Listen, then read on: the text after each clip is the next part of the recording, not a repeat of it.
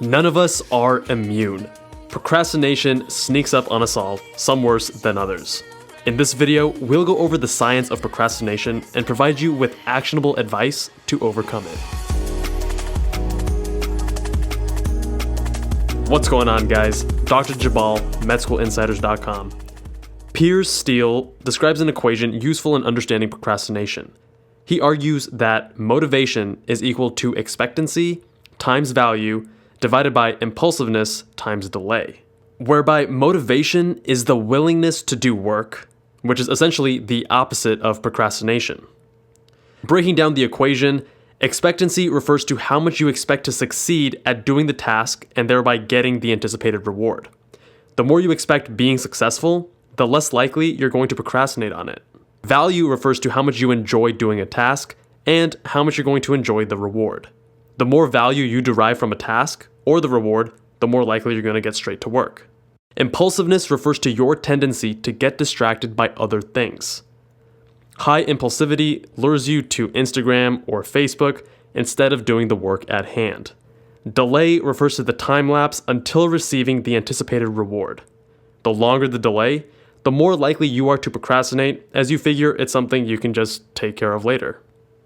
Now, we want to maximize expectancy and value as they are directly proportional to motivation, and we want to minimize impulsiveness and delay as they are inversely proportional.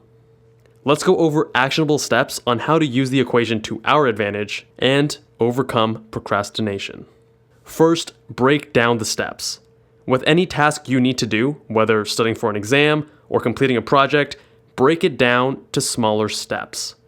Doing so will increase expectancy in our procrastination equation, as smaller tasks seem much easier to accomplish than larger projects. While everyone has a different sweet spot, I find that being hyper-specific with timelines is very helpful for me. For example, if I need to study for an exam next week and I have several lectures and practice problems to go through, I will take a few minutes to think which lectures I should complete on each day, as well as how many practice problems. I input everything into Things 3, which is my personal to-do app of choice, but you should obviously use whatever tool you prefer. You can see an example of a highly structured daily and weekly timeline I created in Excel in my Step 1 study schedule video. This high level of structure works for me and for my personality, but it definitely does not work for everyone. Again, figure out what works best for you. Number 2, keep the task small. The hardest part in getting work done is just starting. One of my favorite study hacks to address this is the Pomodoro technique. In short, you work 25-minute blocks, each separated by a 5-minute break. During each block, you focus on just one small task. In my Pomodoro technique video, I go over in more detail what the technique is and exactly how to use it. This was actually revolutionary for my study habits. I only started using it in med school. And you may be thinking, how does this actually help me get started on my work? Going back to our equation, this increases expectancy. If I sat down to study and I told myself I need to study for 5 hours, I would definitely get distracted very, very easily. But if I instead tell myself I only need to study for 25 minutes on this one little task, it becomes far less daunting. And it becomes much easier to not only get started, but also stay focused for the 25-minute Pomodoro. Number 3, set the bar low. This is yet another trick to increase the expectancy in our equation. Set the goal to something less than what you are actually capable of. I have used this recently for my own meditation practice. When I set out to meditate 20 minutes every day, I only got around to doing it a couple times per week. It just felt like I never had time to actually sit down and do 20 minutes of meditation, so I rarely did. Instead, I lowered my expectations by aiming to meditate just 2 minutes every day. By lowering the bar, I found myself meditating most days, and even though I set the goal as just 2 minutes, I almost always exceeded it. Number 4, hack pleasure from the experience of studying. Do you ever feel like studying is boring? What if you don't actually support the immediate outcomes of the task? Let's say you don't know what you want, or maybe you have unclear priorities. These examples all point to low value in our equation. Increasing value will help us overcome procrastination. So how do we increase value? One way is by giving yourself a reward for completing a task. For example, you can reward yourself with a healthy and tasty meal, or by hanging out with your friends, after and only after you finish your chemistry homework. If you need help with self-discipline like this, check out our self-discipline video. Alternatively, you can improve the experience of the work itself. As you progress in your medical education, the work gets more and more focused on material you actually enjoy. However, at the beginning, you may have to grind through subjects that you don't find stimulating. To improve the experience of studying, consider mixing up your study environments or listening to great study music.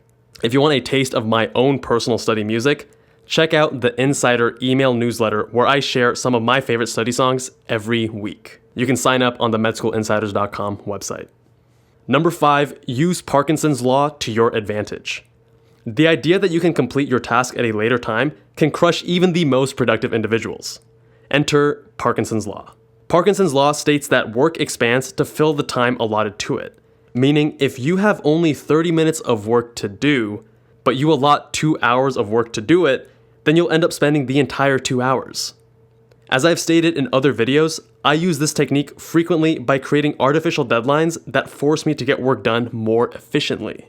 These artificial deadlines decrease delay in our motivation equation, thus decreasing the likelihood of procrastination. The trick is to not be too aggressive with your timeline, as it can lead to unnecessary stress. With time, you will get more accurate at gauging how long a task will take and how to use Parkinson's law to your advantage. Number 6, be deliberate with your study environment. We can all agree that one of the biggest killers to our productivity are distractions. Avoiding distractions through sheer willpower is unlikely to be fruitful long term.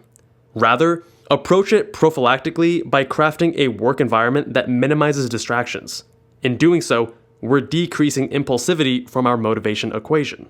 For me, this translates to placing my phone on airplane mode, putting my Mac on Do Not Disturb, and going full screen with the work at hand. If working at home distracts you, then opt for a library or a coffee shop instead. Above all, make sure you minimize your digital distractions.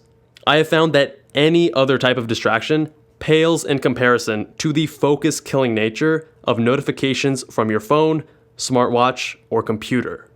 And last, number 7, understand your personality type. The issue with advice in general is that one suggestion can work wonders for one individual, but not for another. Of the previous 6 tips, I am doubtful that any of them will not work for you, but I am confident that some will work much better than others. Now, a big part of optimizing your own life, whether that's productivity or study habits, diet, exercise, or anything else, is understanding oneself. One of the tips that didn't make this list, for example, is accountability.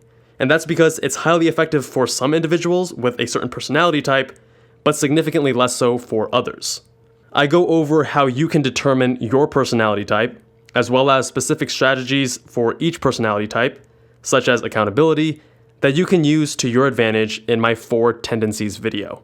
Link in the description below. I'd love to hear from you what other tools, tricks, or hacks you use to overcome procrastination. Have you found loss aversion useful for you? How about accountability groups? Share with the rest of us what has worked for you down below, and let's help each other out. Thank you all so much for watching. Shout out to my Patreon supporters that help make videos like these possible. If you liked the video, make sure you press that like button, hit subscribe if you have not already, and I will see you guys in that next one.